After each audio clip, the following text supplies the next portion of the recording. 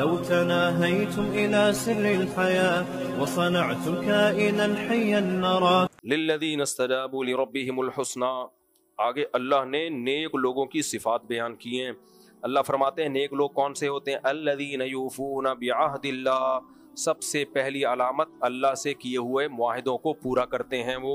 ولا ينقضون المیثاق، معاہدوں کو توڑتے نہیں ہیں. یصلون ما امر اللہ به ان یوصل، رشتوں کو جوڑتے ہیں، رشتوں کو توڑتے نہیں ہیں. انگریزوں کے رشتے کیا ہو گئے؟ ختم. اللہ کے ہاں فیملی، خاندان، پریوار، اس کی بڑی ویلیو ہے. آپ کو رشتے پیدا بھی کرنے ہیں، بڑھانے بھی ہیں اور بچانے بھی ہیں. رشتے بڑھتے کیسے ہیں؟ نکاح سے، نسل بڑھنے سے. اور بچتے کیسے ہیں؟ ان پہ خرچ کرنے سے، کڑوی کسیلی برداشت کرنے سے. دونوں کام کرنے ہیں. تو اللہ کہتے ہیں ہمارے نیک بندے یہ کام کرتے ہیں، رشتے جوڑتے ہیں. وَيَخْشَوْنَ رَبَّهُمْ وَالَّذِينَ صَبَرُوا ابْتِغَاءَ وَجْهِ رَبِّهِمْ، اپنے رب کی رضا کے لیے صبر کرتے ہیں. کوئی مصیبت اور پریشانی آئی تو کیا کرتے ہیں؟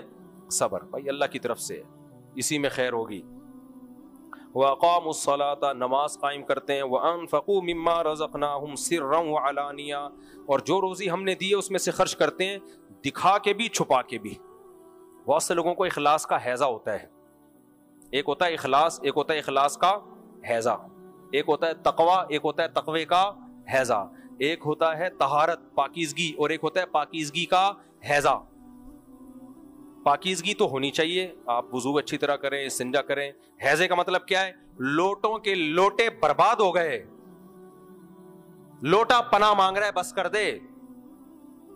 ایک دفعہ واش روم سے آیا اور پوری ٹینکی خالی. یہ طہارت نہیں ہے، یہ طہارت کا بولو ہیضہ. سمجھ رہے ہو؟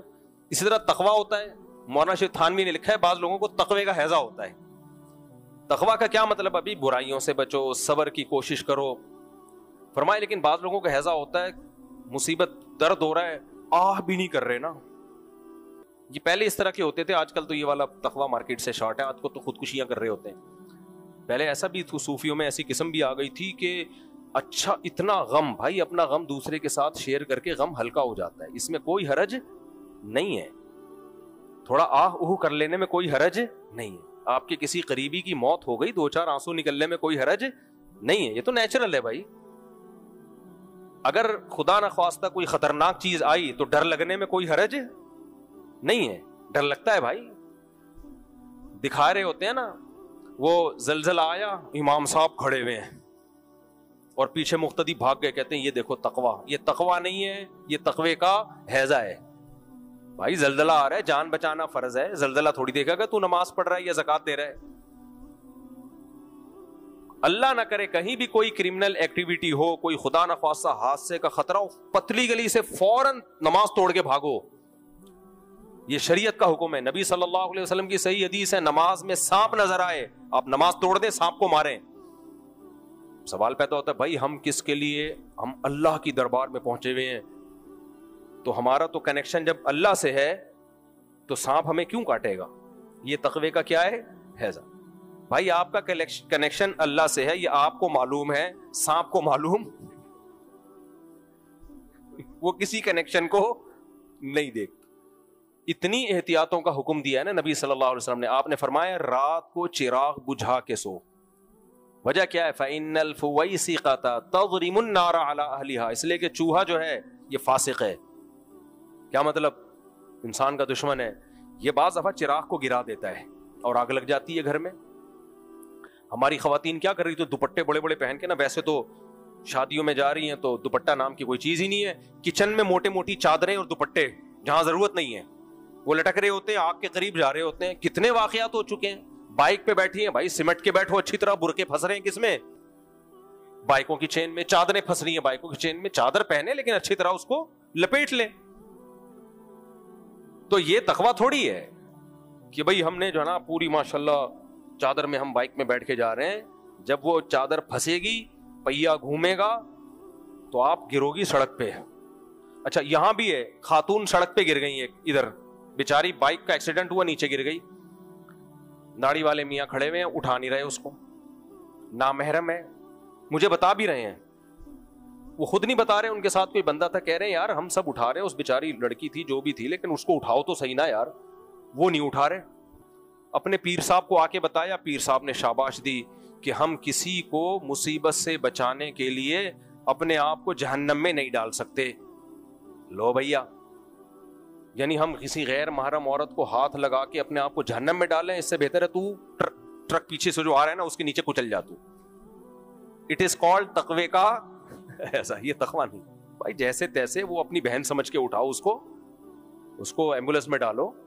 تو اس وقت تو یہ سوچو بھی نہیں, فون بھی نہیں کرو, مفتی صاحب ایک آنٹی پڑی ہوئی ہے اٹھا لوں. یہ بھی آپ اس کو مذاق سمجھ رہے ہو. اس طرح کے لوگ ہماری سوسائٹی میں ہیں, تو بھائی فوراً ایکشن لینا ہے.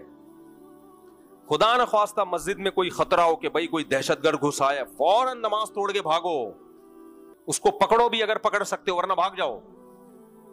اپنے آپ کو بلا وجہ فنٹر بنانے کی کوشش کرنا, یہ اسلام کی تعلیمات نہیں. دیکھو اصحاب کہف میں کیا ہے, وہ جو چند نوجوان نکلے نا اپنا ملک چھوڑ کر, کیونکہ ان کو ڈر تھا ہمیں مار دیں گے, بھوک لگ رہی ہے, ایک کو انہوں نے بھیجا اور کہا چپکے سے جانا, کیونکہ اگر ذرا سا ان کو پتا چل گیا تو ہم سب کو پکڑ کے قتل کر دیں گے. وہ ہم بولتے کوئی بات نہیں, قتل کر دیں گے, شہادت مل جائے گی. بھائی وہ شہادت جو خود موت کے منہ میں جا کے ہو, اپنے آپ کو بلا وجہ خطرات میں ڈال کے ہو, وہ شہادت نہیں ہوتی, وہ خودکشی کہلاتی ہے. اس کو شہادت تھوڑی بولتے ہیں. تو بھائی ٹھیک ہے آپ شہید تو ہو جاؤ گے, لیکن اسلام کو کیا فائدہ ہوگا اس سے, آپ کے اس طرح سے شہید ہونے سے؟ اللہ کی طرف سے شہادت ملے بہت اچھی بات ہے. آپ خود اپنے آپ کو یا وہ شہادت جس میں آپ کے شہید ہونے سے ملک اور قوم کو فائدہ ہو رہا ہے, وہ بھی بہت اچھی بات ہے. یہاں تو کچھ بھی نہیں ہو رہا, وہ مار دیں گے آپ کو, ان کا ویژن پورا ہو جائے گا. تو یہ والا تقوی غلط ہے, سمجھتے ہو؟ ہوا و حرص والا دل بدل دے, میرا غفلت میں ڈوبا دل بدل دے.